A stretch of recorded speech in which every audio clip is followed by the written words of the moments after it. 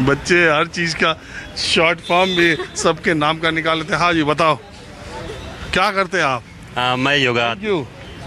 योग टीचर हूँ, योगा सिखाता हूँ। कहाँ से आए हो? हम प्रयागराज से हैं। ऐसे काहे देख रहे हैं, कुर्ता धोती या टोपी? नहीं नहीं, ये देख रहा हूँ प्रयागराज यार, हम वहाँ बहुत साल रहे हैं ना। आप वहाँ रहे हैं, हम इलाहाबाद विश्वविद्यालय के विद्यार्थी भी रहे हैं और राजनीति में भी सक्रिय रहे। फिर लगा कि योग करके लोगों को स्वास्थ्य दिया जाए और भारतीय संस्कृति और परंपरा के प्रति काम किया जाए, तो फिर दिल्ली आ गए, क्योंकि दिल्ली एक अच्छा गढ़ है, एक अच्छा काम हो सकता है। हमारे विश्वविद्यालय के भी निकले आप हमारे सीनियर हैं, तब तो सबसे पहले अपनी परंपरा के अनुसार आपको चलिए पढ़ाऊं। ठीक है। तो नहीं, एक परंपरा और बची है। अच्छा। आपके द्वारा चाय पिया जाएगा, फिर आपसे बातें की जाएंगी हम बैठकर। पिलाएंगे उसके लिए। अब हमारी तो परंपरा आप पूरी तो होगी। ये जी, योग क्या योग टीचर के तौर पे ही आपने प्रोफेशन अपनाया? हाँ, मैंने अपने जीवन का लगभग 3 साल योग लोगों को सिखाने में दिए हैं और 15 साल मुझे योग का प्रशिक्षण लिए हो गया। मैं तो यहाँ क्या दिल्ली में आज योगा दिवस पे आए थे? नहीं, मैं योगा दिवस नहीं, बल्कि यहाँ पर 1 महीने हो गए लोगों के घर घर जाकर, जो खासकर कह सकते हैं कर्नल और प्रोफेसर वगैरह हैं, या यहाँ चल हो जा शुरू। केसरिया से मन जोगी हुआ रे, दिल झूमे देखो पतवारा हुआ रे, दिल झूमे देखो पतवारा हुआ रे। हर पल मनाओ केसरी त्योहार। विमल, बोलो जुबान केसरी। के विशेष अधिकारी हैं, उनके घरों पे जाकर योग सिखाते हैं। तो अब सुनता हूँ मैं ये अच्छा प्रोफेशन भी हो गया, इसमें मतलब आमदनी भी और स्टेटस भी ठीक ठाक।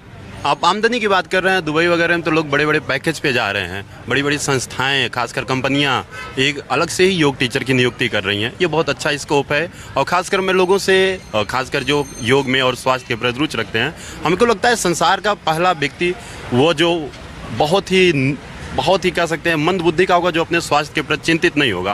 प्रत्येक व्यक्ति को अपने स्वास्थ्य के प्रति चिंता है, तो उसका एक ही समाधान है, आप योग के प्रति आइए और सात्विकता का धारण करिए। बहुत ही ज़्यादा खाने के पीछे नहीं भागना है, सात्विक भोजन का सेवन करना है और योग का धारण करना है, तो आपका जीवन अपने आप स्वस्थ रहेगा। और स्वास्थ्य के प्रति जो लोग बहुत ज़्यादा चिंतित रहते हैं, उनके लिए यही एक समाधान है और ये योग बहुत अच्छा स्कोप है। मैंने देखा है, मैं 1 घंटे के 10-10 हज़ार रुपये मुझे मिलते हैं महीने के। एक कर्नल को मैं योग कराता हूँ 1 घंटे के 10,000 रुपये। एक संस्था में कराता हूँ बॉक्सेट। ज़्यादा मत बताओ, इनकम टैक्स भी। अरे मुझे किसी का डर नहीं है, मैं दान दे दूंगा जो मुझे मिलेगा। नहीं, बहुत अच्छा, आप अच्छा करें, सब लोग अच्छा करें। और योग सही इन्होंने कहा कि निरोग रहने के लिए डॉक्टर SK सरीन, जो ILBS के लीवर के उत्तर भारत के सबसे बड़े डॉक्टर है, आपने उनका एक इंटरव्यू देखा होगा।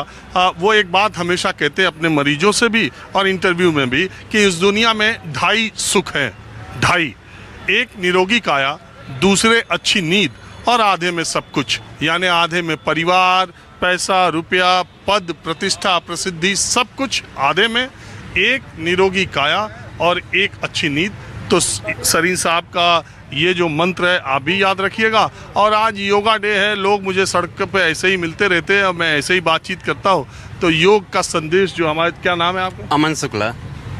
अमन शुक्ला, जो छोटे भाई हमारे विश्वविद्यालय के भी, तो योग का जो संदेश इन्होंने दिया वो आप भी अपनाएं और निश्चित तौर पर, नियमित तौर पर योगा करने वाले लोग बाकी लोगों से ज़्यादा स्वस्थ और प्रसन्नचित रहते हैं, इसमें कहीं कोई दो राय नहीं है। और इसे किसी भी धर्म, जाति, भाषा, लिंग से जोड़कर भी नहीं देखा जाना चाहिए। खैर, बातचीत की आज माहौल क्या है, मैं ऐसे ही खिचड़ी माहौल क्या है आप देखते रहिए। तमाम अलग अलग इलायची खिला रहे हैं आप। आपसे मिलने की बड़ी इच्छा थी, पर आज मुलाकात हो ही गई, क्योंकि मैं आपका प्रोग्राम देखता रहता हूँ, तो बड़ा अच्छा लगता है। आपके बोलने का स्टाइल, आपकी हर चीज़ें ऐसे ही करता रहता हूँ।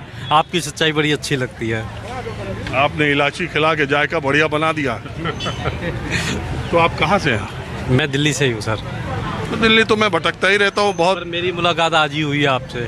काफ़ी आता हूँ मैं, सैटरडे को भी आता हूँ, ट्यूसडे को भी आता हूँ कोणार्क प्लेस। वो एक शेर है ना, तेरे बारे में सोचा बहुत है, मोहब्बत के लिए इतना ही बहुत है।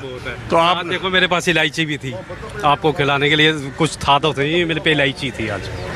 तो दिल्ली के बारे में आपके विचार राय क्या है?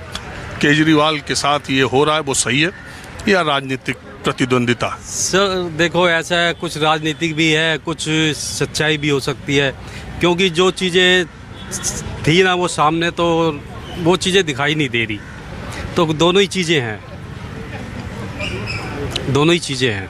कुछ राजनीति भी है, कुछ देखो अपने इनका, अब जैसे इन्होंने बंगला बनाया, ये गाड़ियाँ में घूम रहे हैं, 58 करोड़ का बंगला। वही ना, तो कुछ इसमें डाउटफुल भी होता है कि भाई एक तुम आम आदमी कह के आ रहे थे पब्लिक के बीच में और आज तुम सब सुविधाएं ले रहे हो, तो थोड़ा डाउटफुल भी होता है। वैसे पब्लिक ने तो देखो बहुत दिलो जान से, दिल्ली की जनता ने इनको जिताया 3 बार, पर आगे देखो अब क्या होता है। और पूछिए।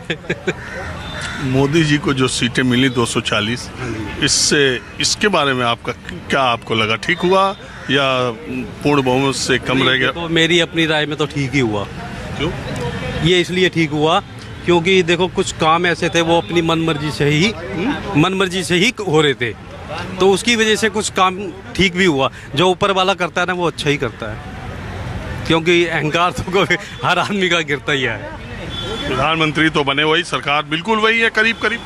नहीं, प्रधानमंत्री बने हैं, सरकार वही है, पर निर्णय तो वो नहीं ले सकते ना अब इतनी जल्दी, अपने आप पर्सनल निर्णय तो नहीं ले सकते ना। जो निर्णय वो खुद रात को लेते थे वो तो अब नहीं ले सकते ना। वो तो मंत्रिमंडल में बीच में लेंगे, सहयोगी दलों से पूछेंगे। हाँ, 8 बजे आए और 8 बजे आए, रात को जो घोषणाएं हो जाती थी, नोटबंदी हो गई, नोटबंदी हो गई, जो भी घोषणा होती थी वो तो अब नहीं होगी। एक बार आए कृषि कानून आ गए। हाँ, तो वो देखो वो चीज़ तो बंद हो गई ना, तो कहीं ना कहीं तो ब्रेक लगाई है ना मालिक ने, परमात्मा ने कहीं ना कहीं तो ब्रेक लगाया ही है। आप मानते हैं? आप इनकी बात से सहमत है कि नहीं? बिल्कुल सहमत है सर। हाँ? बिल्कुल सहमत है।